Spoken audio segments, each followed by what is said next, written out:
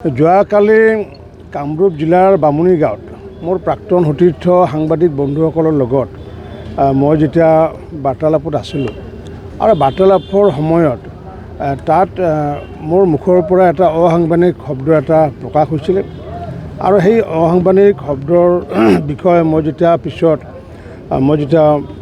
বোধগম্য মোৰ হ'ল তাৰপিছত যেতিয়া মই দেখিলোঁ সেই অসাংবিধানিক শব্দটো আচলতে মুখৰে ওলাব নালাগিছিলে, কিবা কাৰণত ওলাই গ'ল। ওলাই যোৱাৰ পিছত এইটো বাক্যই শব্দটো লৈ পেলাই বহুতে দুখ প্ৰকাশ কৰিছে আৰু কিছুমানে হয়তো মোৰ বিপৰীতে হয়তো এজাহাৰৰ ৰুজু কৰিছে। গতিকে যিসকলে এজাহাৰ ৰুজু কৰিছে বা যিসকলে দুখ প্ৰকাশ কৰিছে আৰু দুখ প্ৰকাশ কৰাটো স্বাভাৱিকে, কাৰণ কিয় সেই শব্দটো আচলতে মোৰ মুখৰ পৰা স্লিপ অফ টাঙে হওক বা যি কাৰণতে ওলাই গ'ল তাৰ কাৰণে মই নিজে অনুতপ্ত। গতিকে সকলো অসমবাসী ৰাইজৰ ওচৰত মই এই শব্দটো মোৰ মুখৰ পৰা যাতে দুনাই বা নোলায় তাৰ কাৰণে মই নিশ্চিত ৰূপত মই সংযত হ'ম আৰু সকলো ৰাইজকে মই ক্ষমা প্ৰাৰ্থনা বিচাৰিছোঁ।